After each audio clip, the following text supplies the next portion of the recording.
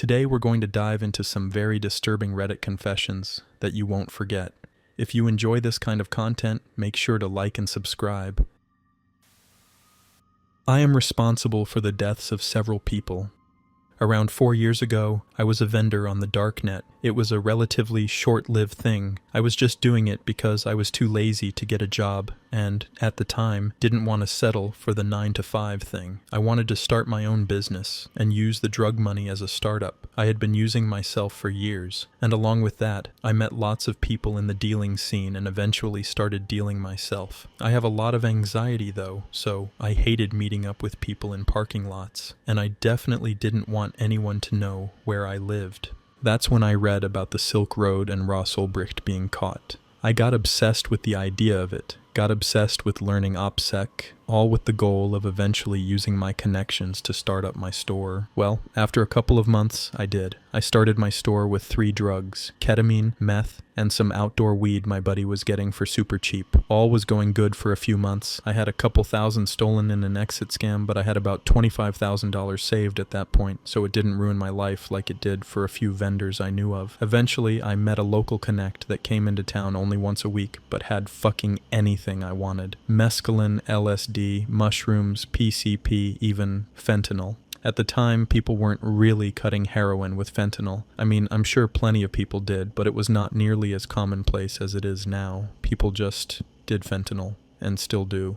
I put all my addresses into an Excel spreadsheet along with their names, zip codes, orders, along with the amount. At the time, I was selling some super white powdered mescaline. The fentanyl was also a white powder. Very similar consistency. Long story short, my Excel fucked up, or I fucked up, and about 7 people's mescaline orders were filled in as fentanyl orders. They all went out. I didn't notice and kept doing my thing for a few days. After about 5 days, someone contacted me and told me their friend died from my mescaline. I immediately called bullshit and went to check my order log and scale out how much of my mescaline I had left.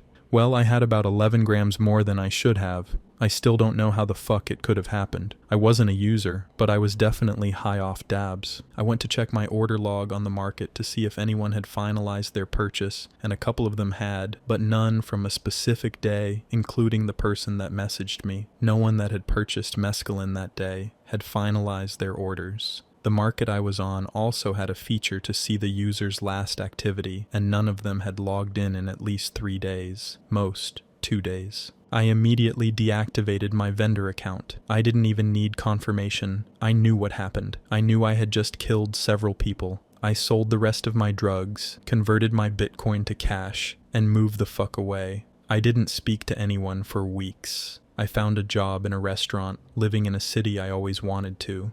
I haven't touched drugs since that day. I haven't had anything to do with that life since then. I still think about them every night. I saved their names and Googled them a few days later. I was able to find info on 4 customers that definitely died. 1 customer shared it with a friend. They both died. I don't know why I'm even posting this, mainly because I have no one to tell. And even if I did, I don't think I could. I spend my days sober, clocking into work, clocking out of work, coming home, playing video games. I'm a complete recluse. People I used to know have distanced themselves immensely, and I know it's because I'm a shell of my former self. I can't help it. Could I even tell a therapist about this? I don't feel like I deserve to be alive. Am I really living anyway? I don't even know anymore. Maybe this will help me feel better. That one's honestly messed up. What hits the most is how it wasn't some big plan. It was just one mistake, and it changed everything. That's how dangerous that whole scene is, especially with stuff like fentanyl. There's no room for error at all. And you can tell this guy isn't trying to flex or justify anything. He's completely destroyed by it. Like, yeah, he's still alive, but mentally, he's stuck there. That guilt is just eating him every day. It kinda leaves you thinking, what do you even do after something like that? There's no undo button. But at the same time, living like a shell forever doesn't fix anything either. After 13 years clean and 8 years of marriage, I did heroin 3 weeks ago and almost came close to fully relapsing. I was a heroin addict on the Lower East Side of Manhattan in the 1990s as a teen. I got clean at 21 years old after years of abuse. I got married at 26 to my amazing and beautiful wife. She knows I was an addict. I spent all these years not even really thinking that much about the concept of relapsing. It had been so long. I still thought about it, but with marriage and my kids and everything, the thought of it was just so ridiculously out of sight that I would never even consider trying it again. 3 weeks ago, it was my friend's birthday. He is 4 years younger than me, so of course he wanted to go to some cool, hip, sketchy bar/club thing in Bushwick. I got drunk, really drunk. I hadn't really drunk much at all in the past few years, so my tolerance was way lower than expected. There was a dealer outside and a few other junkies nearby. I don't even fully remember what happened. I just remember going with them, abandoning my friend at the bar. It was like 1 a.m. anyway, and going to some apartment and shooting up. I spent the night there, then all the way until noon the next day. I had 10 missed calls. I panicked when I came out of my daze. I told my wife I had gotten way too drunk and was puking, and my phone was out of battery, so I stayed at Charlie's house. She was disappointed I didn't tell her, but she also thought it was funny because she used to tease me for not being able to handle my liquor. This was an "I told you so" moment. She had told me not to drink too much before I went to the bar. She wasn't even in New York. She was at a summer house with the kids in Massachusetts. I spent the next 4 days, until they got back, just riddled with anxiety. Urges to get more heroin, and horrific mind zaps. I don't even know what to call them. It was, in some ways, worse than my withdrawal symptoms when I first was an addict. Not because of the physical feeling, but because of the horrible mental feeling of what I was possibly giving up, my wife and kids. I wanted to fucking get more so badly. I left my house to find heroin 4 fucking times. 4 times, I gave in and went to get more, but wasn't able to find any, snapped back to reality, and went back home. I still thank fucking God I did not somehow run into some street dealer during those 4 times. I would have absolutely done it. I feel like everything I thought about myself, that I was strong, that my addiction was behind me, that I had beat heroin, it was all gone. I am not going to say I am back at square one or anything. I am not, but I feel like something inside of me has reset. My unwavering strength against addiction was broken at the slightest temptation. I still am weak. Heroin is so much stronger than me. It's truly unbelievable how much stronger it is than me. When I was young, my aunt had cancer. She beat it. Then it came back soon after, and she beat it again. It didn't come back, and we loved how strong she was for fighting her cancer and overcoming it.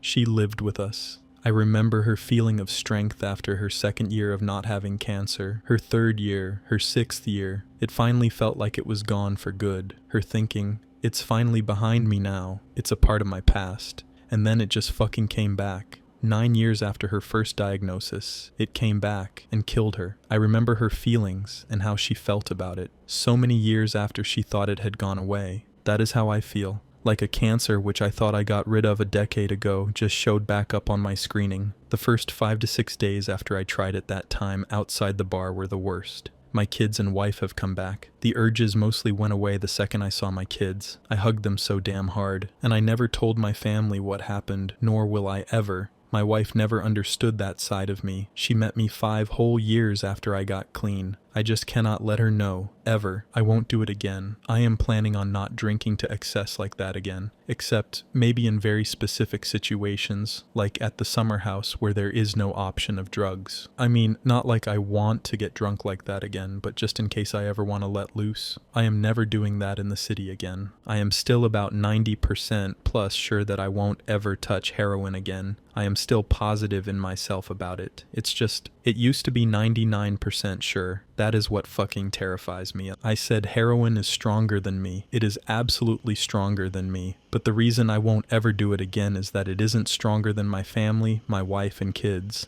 I don't care about how good it feels. I will not subject my wife and children to me being an addict. I would rather just kill myself than that.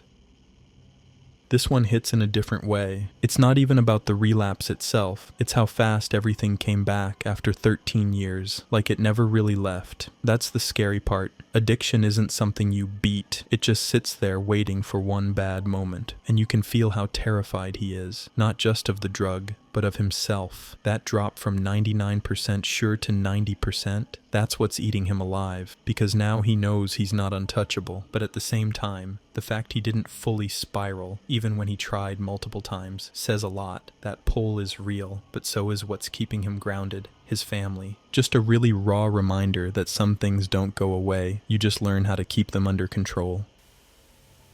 I slowly became an alcoholic and it ruined my life.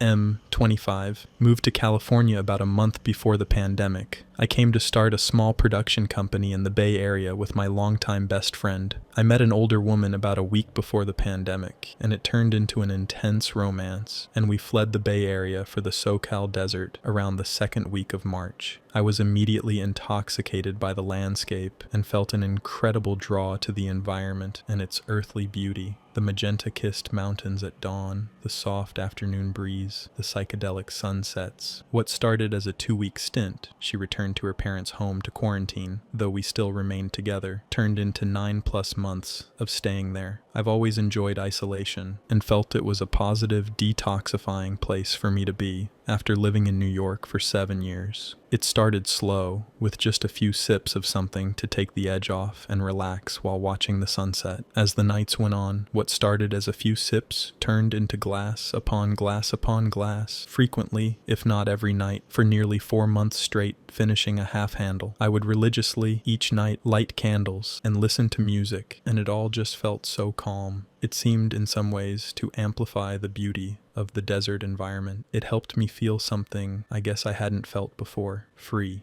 Although I was strictly drinking mezcal, which never left me with a single hangover, I did not realize the effects of such heavy drinking on my day-to-day cognitive function. The euphoria I would experience each night, at times almost psychedelic in nature, flowed into my everyday life, and the feeling of confidence, invincibility, and what I can only describe as true happiness only grew deeper. I was running half marathons, taking some of the strongest photographs of my career, and making tons of new friends. However, these feelings were also leading me to make extremely rash and erratic decisions, from making extremely speculative investments at huge losses, to cheating on my girlfriend with multiple women, carelessly making mistakes at my job, and withdrawing all of my life savings to purchase a piece of land in the desert. The effects of the liquor only compounded and compounded, with each decision and action being more careless and thoughtless than the last. And by the end of the summer, I had been fired from my job, had nearly thrown away my career, was in nearly $100,000 worth of debt, and was on the brink of losing my girlfriend.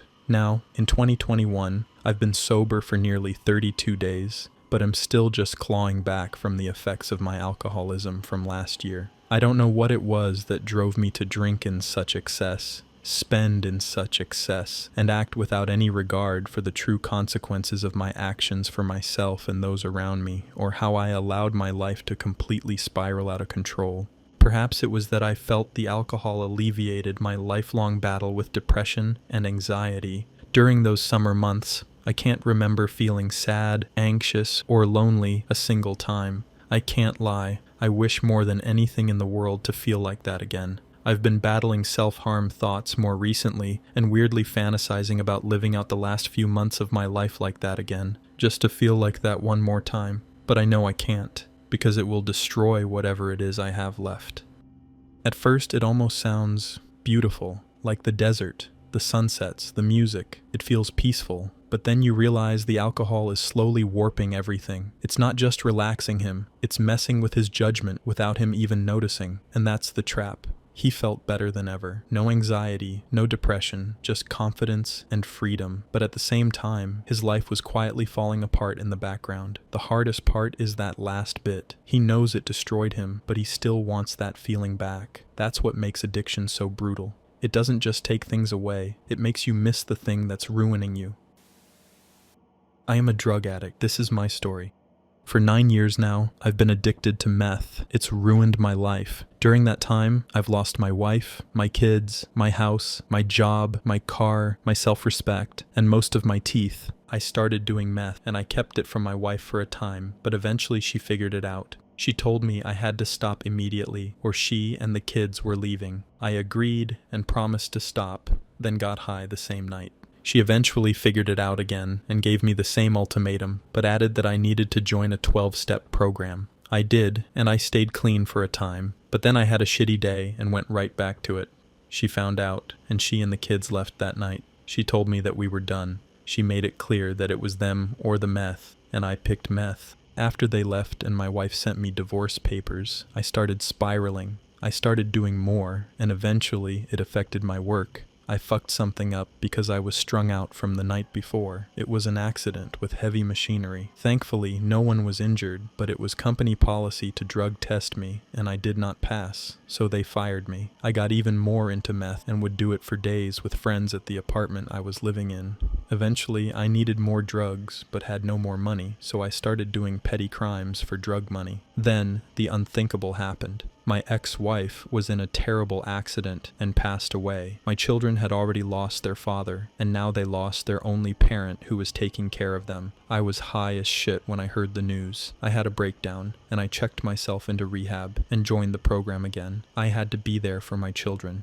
They were living with her parents, as they were the closest family. I got my act together and saw them for the first time in over 4 years. I was afraid I might never be able to get them to forgive me, but the first thing they did was hug me and cry because I looked so much better than the last time they saw me. I started working multiple jobs to save more money, and I would come by and see them every couple of weeks. I worked 60-plus-hour weeks for 4 years, saving every penny I could, and when my son graduated last year, I told him about the money I saved for his and his sister's education. He was speechless. It was not a small amount I saved for both of them. But I lived in a shitty studio in a bad part of town, had 2 decent-paying jobs, and didn't have things like cable or internet. I'm using my neighbor's Wi-Fi for my phone, and I didn't buy anything that wasn't essential. Between the money I saved, what his grandparents saved, and his scholarship, my son went to one of the better law schools in the country. He was reluctant to take that much money from me, and he is still angry with me for everything I have done, and rightfully so, but I'm glad I convinced him to take it. I told him that I didn't get the money because I wanted him to forgive me. I did it because he deserved better than what he got from me, and so does his sister. I'm so proud of him. He's going to be incredibly successful someday. He's going to be a better man than I am in every imaginable way, despite the ways I've failed him for so much of his life. I'm still on track with my daughter's money, and she's graduating next year. I did have to quit the second job early this year because, honestly, both jobs are very physically demanding,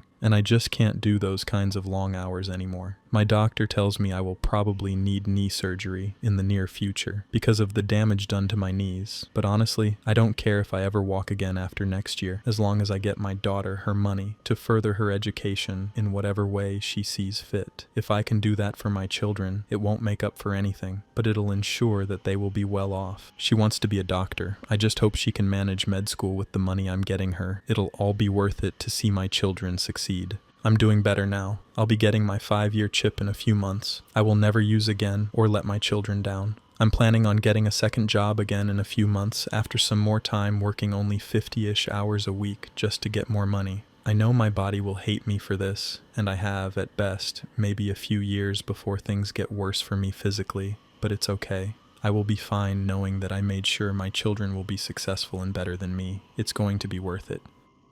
The first half is just brutal, like he straight up admits he chose meth over everything, and you see how fast it took everything from him. No excuses, no sugarcoating, but what really hits is the second half. He doesn't try to act like he can fix the past. He just tries to do something right now, grinding like crazy, destroying his own body just to give his kids a better shot. And that part with his son, still angry but taking the money anyway, that feels real. Not some perfect happy ending, just complicated. Honestly, it's kinda sad, but also a bit hopeful. Like, yeah, he can't undo what he did, but he's at least trying to be better now, and that actually means something. If you made it this far, I appreciate you watching. If you enjoyed the video, make sure to like, subscribe, and leave a comment. It really helps the channel grow. And check out the videos on screen right now for more stories like this.